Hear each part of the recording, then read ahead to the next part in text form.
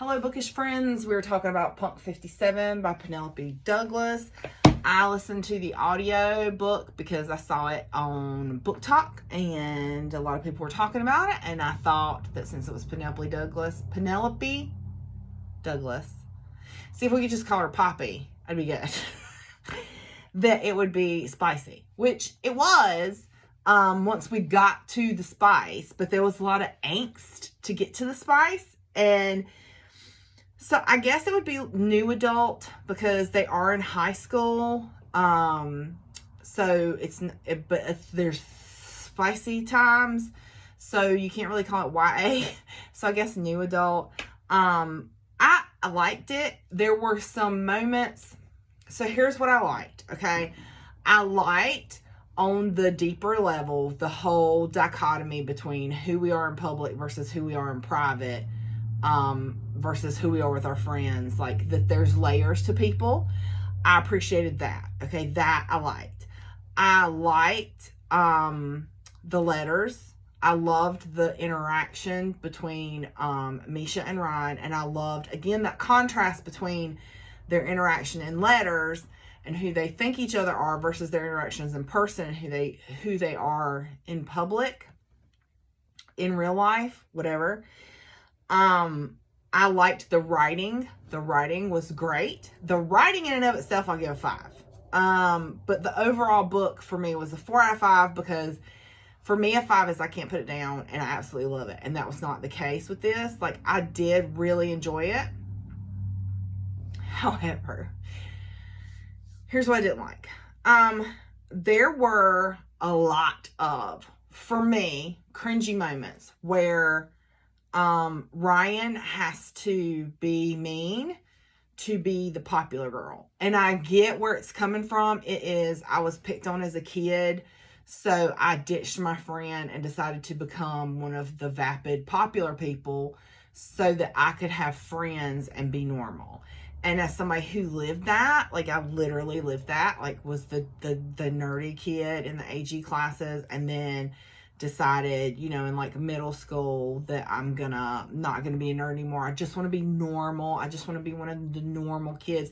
Because when you see that all day, of course that's what you want. But it's not worth what she's doing to have, and it doesn't even amount to anything anyway. Because here's the thing. Nothing about high school matters once you get out of high school. Like, the people who are stuck there, it's because they don't have a life. It's because they never grew past that. And so that for me is what is cringy about it. It's accurate, right, that there are people who act this way just to have friends. But at the same time, it's like, at some point, don't we grow past that? Don't we grow past the whole let me act a certain way to have friends into let me just be who I am, and if you like me, great, and if not, you can F off. Like, I mean, that's what I didn't like. That was the part that for me was like, it literally, I would either roll my eyes because I would just be like, because it was so stereotypical, like 1980s bully stuff. So I would either like roll my eyes, but I will say that one of the things that I loved is that Misha would give it right back, and Misha would stand up for the kids that were getting picked on. So I did love that part, that Misha showed that, again, that contrast of this is what Ryan thinks you have to do to survive, and Misha showing that you don't have to do those things to survive, and you don't have to act that way, and you don't have to treat people that way.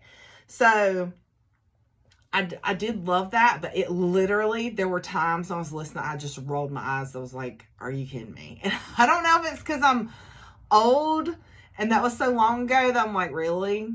Does this really still happen? Like, really, as humans, as a society, we haven't evolved past trying to make ourselves feel better by picking on other people. We haven't evolved past that.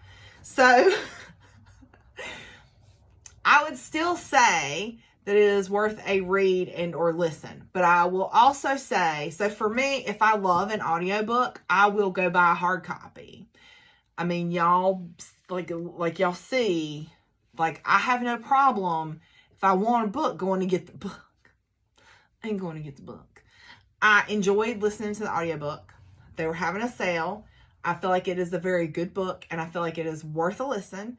again, I would give it a 4 out of 5 star because the writing is amazing. However, I did not love it enough that I want to go buy a hard copy of it.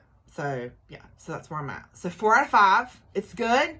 There's a lot of teenagery, high school drama and angst, which is not my thing.